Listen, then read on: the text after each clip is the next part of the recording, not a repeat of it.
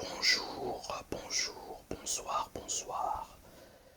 Bienvenue sur Mumukun ASMR. Alors, je recommence cette vidéo depuis la troisième fois parce que je m'étais rendu compte que ça ne filmait pas. Donc, voilà, je vais relire l'histoire, hein, parce que là, c'est bon, j'ai bien tout revérifié, ça a l'air de bien fonctionner. Alors donc c'est une histoire que j'ai trouvée sur un site internet qui s'appelle littlestoryplanet.com. Et là donc je vais vous lire l'histoire de l'apprenti sorcier et la potion ratée, en espérant que cela vous plaise et que cela vous détende surtout. Il était une fois dans une forêt enchantée, bordée de chênes centenaires, un jeune garçon nommé Elias. Elias n'était pas un garçon comme les autres. Il était l'apprenti du vieux Merle, un sorcier sage et bienveillant qui vivait dans une petite chaumière ornée de plantes magiques et de livres anciens. Elias avait toujours rêvé de devenir un grand sorcier, tout comme son mentor. Un matin, alors que le soleil se levait avec douceur derrière les collines, Merlin confia à Elias une tâche très spéciale. Mon cher Elias, dit-il avec un sourire malicieux, je dois partir en voyage pour quelques jours. Je te confie notre précieuse maison, mais surtout je te demande de préparer une potion d'amitié essentielle pour nos amis de la forêt. Elias, les yeux brillants de détermination, acquiesça. Cette potion magique était connue pour renforcer les liens entre les créatures magiques, et Elias savait combien elle était essentielle. Merlin lui laissa un vieux grimoire, le chapeau magique pour se protéger, et bien sûr, une clé en or mystérieuse. Souviens-toi, Elias, ajouta Merlin en s'envolant doucement sur son fidèle hibou. L'important n'est pas de ne jamais commettre d'erreurs, mais de savoir les corriger avec courage et cœur. Elias, empli d'enthousiasme, se mit aussitôt au travail.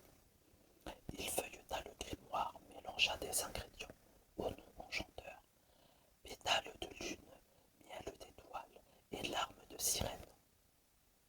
L'apprenti était si concentré qu'il ne remarqua pas un minuscule dragonneau, Tilly, qui observait par la fenêtre ses écailles scintillant au soleil. Tilly, curieuse et espiègle, entra dans la chaumière en flottant discrètement. Elle se faufila près du chaudron bouillonnant. Soudain, distraite par une bulle dorée qui dansait dans l'air, Tilly éternua, ajoutant accidentellement une pincée de poudre d'arc-en-ciel dans la potion. Boum! Une explosion de couleurs éclata dans la pièce, et Elias se retrouva couvert de paillettes lumineuses.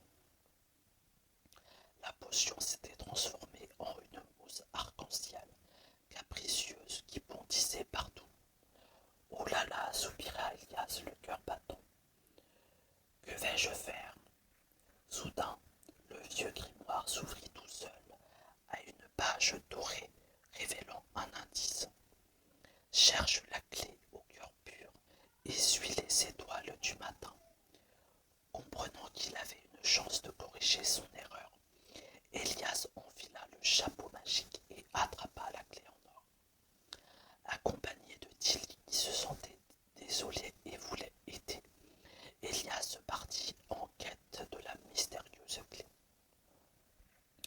Ils traversèrent des vallées enchantées et des rivières argentées, rencontrant en chemin un groupe de lucioles dansantes qui éclairaient la nuit de leurs doux éclats. Guidés par les étoiles du matin, Elias et Tilly arrivèrent enfin devant un arbre colossal et majestueux, l'arboreus, gardien des secrets de la forêt. Pourquoi cherches-tu la clé, jeune sorcier? Demanda l'arboreus d'une voix résonnante. Elias, avec détermination,